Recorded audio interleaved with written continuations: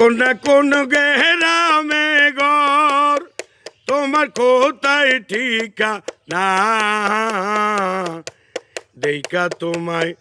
হইলাম পাগল হইলাম দিবানা রে কন্যা কোন গেরামে ঘর কোন গেরামে ঘর তোমার কোথায় ঠিকানা দেইখা তোমায় হইলাম পাগল হইলাম দিবানা রে কন্যা কোন গেরামে ঘর আমি মাস্টরের মাইয়া আমার নামে হইল বিলকিস কলেজেতে পড়ি আমি